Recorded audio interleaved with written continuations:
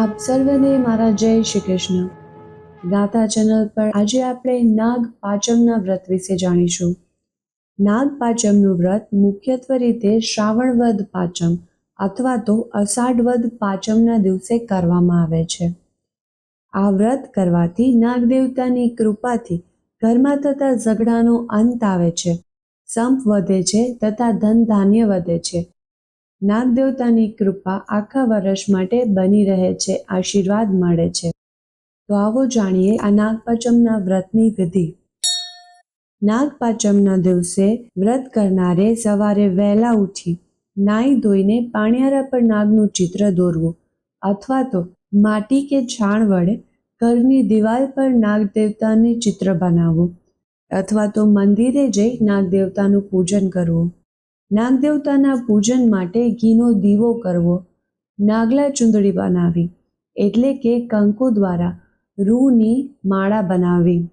રૂના પૂમડા વડે નાગદેવતા પર દૂધ ચડાવવું. નૈવેદ્યમાં બાજરીના લોટની ઠંડા ઘીમાં ચોળેલી કુલેર ધરાવવી અને ફણગાવેલા મઠ, મગ, બાજરી ધરાવવા. નાગદેવતાની શ્રદ્ધાપૂર્વક આરતી તથા પૂજન કરવી. વ્રત કથા સાંભળવી. ત્યારબાદ એકવાર જમવું. એમાં આગલા દિવસના પલાળેલા મગ, મઠ, બાજરી, કાકડી, અથાણું વગેરે ખાઈ શકાય છે. નાગપાંચમની વ્રત કથા. સોલાપુર નામે એક ગામ હતું. તેમાં એક ડોસી પોતાના 7 દીકરા અને 7 વહુઓ સાથે રહેતી. દરેક વહુને મા બાપ હતા, પિયર હતું, પરંતુ સૌથી નાની વહુને પિયરેય ન હતું કે મા બાપ પણ ન હતા. આથી બધા તેને ન પિયરી ન બાપી તેમ કહીને મેણા મારતા. તેની પાસે આખા ઘરનું વેતરું કરાવતા, પણ ખાવાનું પૂરું ન આપતા. આમ નાની વહુને બધા ત્રાસ આપતા. ભાદરવો મહિનો આવ્યો એટલે એમના ઘરે ખીર બની. ઘરમાં બધાએ પેટ ભરીને ખીર ખાધી, પણ નાની વહુનો કોઈએ ભાવેય ના પૂછ્યો. નાની વહુને ચડતા દાડા હતા. તેને પણ ખીર ખાવાનું ખૂબ મન થયું, પણ ખીર વધી હોય તો ખાય ને. તપેલા તો સફા ચટ હતા, માત્ર ખીરના પોપડા બાજેલા હતા. નાની વહુ તો ભૂખ્યા પેટે વાસણનો ઢગલો લઈ નદીએ માંજવા ગઈ. ત્યાં જઈ તેણે તવેથા વડે તપેલામાંથી પોપડા ઉખાડી એક કપડામાં ભેગા કરી એક ઝાડ નીચે મૂકી દીધા. વાસણ માંજ્યા પછી નિરાતે ખાવાનો એનો ઈરાદો હતો. એ વખતે ત્યાં એક નાગણ આવી ચડી. તે પણ ગર્ભવતી હતી. તે ભૂખી હતી. આથી નાની વહુએ કપડામાં મૂકેલા પોપડા તે ખાઈ ગઈ. થોડી વારે નાની વહુ વાસણ માંજીને ઝાડ પાસે આવી.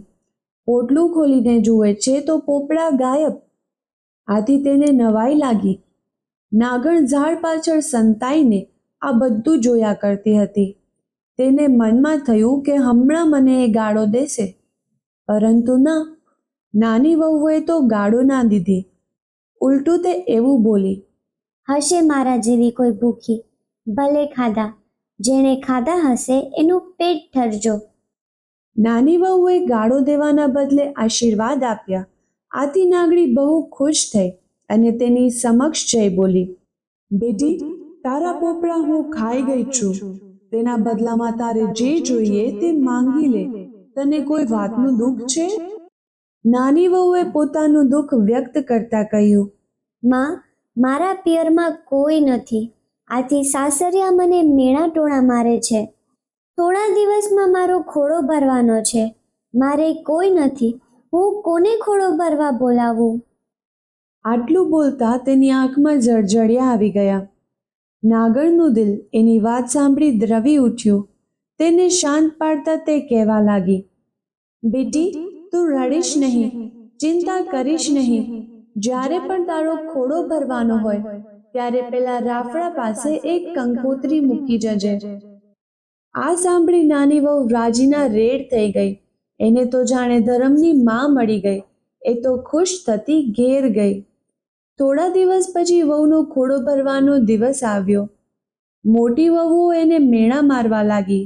અલી ભાઈ, એના પિયરમાં તો ભૂતય નથી ને પલિતય નથી. તે પછી વળી એને ખોળાશા અને ઓળાશા. આ સાંભળી નાની વહુ મૂંઝાઈ ગઈ. તેણે સાસુને વિનંતી કરી કે મારા દૂરના સગા છે, એમને માટે મને કંકોત્રી લખી આપો. સાસુએ ના છૂટકે એક જબરખીમાં 2 અક્ષરો લખી નાની વહુને આપ્યા. કંકોત્રી લઈ નાની વહુ પેલા રાફડા પાસે આવીને મૂકીને ચાલતી થઈ. ખોળો ભરવાનો સમય થયો એટલે મોટી વહુ અંદરો અંદર મજાક મસ્તી કરવા લાગી. અલીબાઈ, જટ ચૂલે આંધણ મેલો ને, હમણાં વહુના પિયરી આવશે અને આપણા માટે પેટ ભરીને લુગડા લાવશે. એટલામાં તો સાચે જ નાગણ, નાગ દેવતા અને નાગ કુંવારો બની ઠનીને આવ્યા. સાથે પેટી પટારા ભરીને હીર ચીર લાવ્યા, સોનાના દાગીના લાવ્યા. આ બધું જોઈ સૌ આશ્ચર્યથી આવાક બની ગયા. તેમના આદર સત્કાર કરવાનું પણ ભૂલી ગયા. નાની વહુએ દોડતા જઈ તેમને આવકાર્યા. ખાવા પીવાનો ભાવ પૂછ્યો.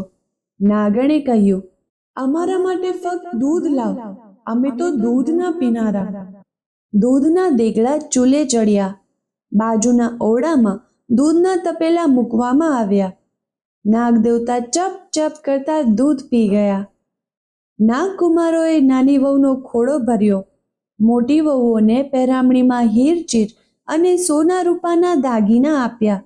સાસુમાને પણ પહેરામણી આપી. ખોળો ભરાઈ ગયા પછી નાગણે સાસુને કહ્યું, વેવાણ, મારી દીકરીને હવે વિદાય આપો. સુવાવડ પત્યા પછી 1.25 મહિને એને મૂકી જઈશું. સાસુ બિચારા છોભીલા પડી ગયા. નાની વહુના પિયરનો ઠાઠ જોઈને આભાજ બની ગયા. સાસુએ નાની વહુને વળાવી. નાગ દેવતાઓ નાની વહુને લઈને વિદાય થયા.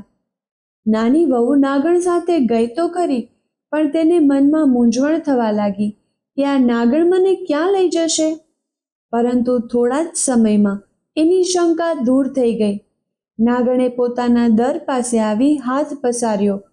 ત્યાં જ તેના આશ્ચર્ય વચ્ચે નીચેની જમીન ખસી ગઈ અને ભોયરાનો રસ્તો દેખાવા માંડ્યો. એ રસ્તે થઈ તેઓ નીચે ઉતર્યા. નીચે આવીને નાની વહુએ જોયું તો રાજાના મહેલ કરતાં પણ ભવ્ય એવો મહેલ એને જોવા મળ્યો. નાગણે તેને હિંડોળા પાટ પર બેસાડતા કહ્યું, બેટા, તું તારે ખા પીને મજા કર, જરાય ચિંતા ન કરીશ. હા, ફક્ત તારે એટલું જ કરવાનું કે સવાર, બપોર અને સાંજ આ રૂપાની ઘંટડી વગાડી બધા નાગકુમારોને ભેગા કરીને દૂધ પાવાનું.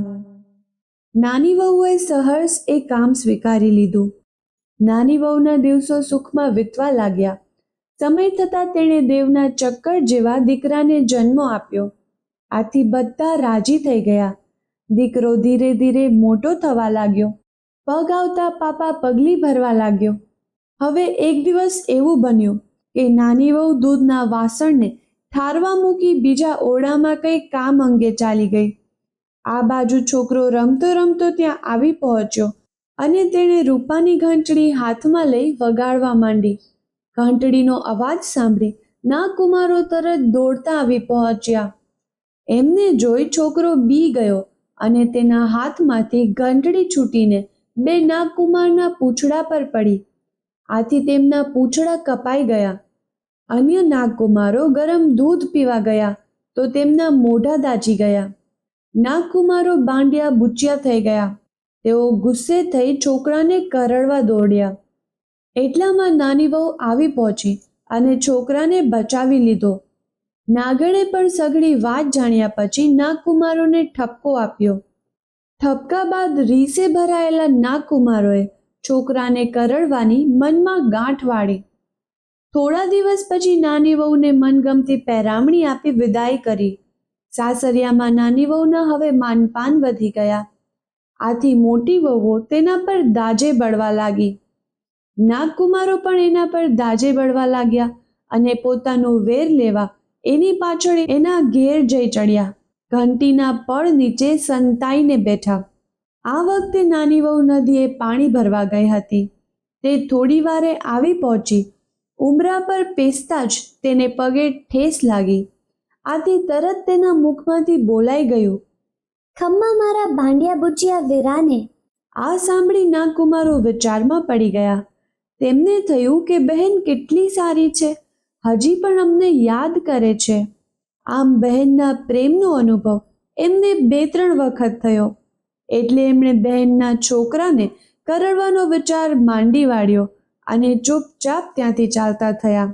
થોડા દિવસ પછી નાની વહુના છોકરાએ રમતા રમતા મોટી વહુના હાથમાંથી દૂધની તાંબડી ઝૂંટવી લઈ ઢોળી નાખી.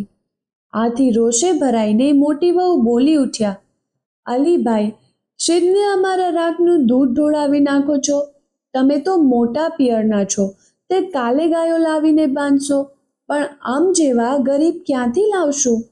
નાની વહુને રીસ ચડી. તે પોતાના છોકરાને લઈ નાગ માતા પાસે આવી પહોંચી અને તેમને સઘળી વાત કહી સંભળાવી.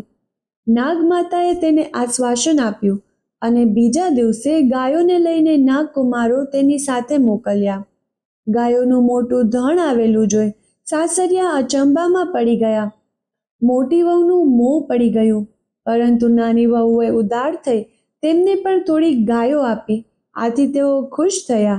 આખા ઘરમાં આનંદ આનંદ થઈ ગયો. હે નાગદેવતા, જેવા નાની વહુને ફળ્યા એવા સૌને ફળજો. હરિઓમ તત્સત.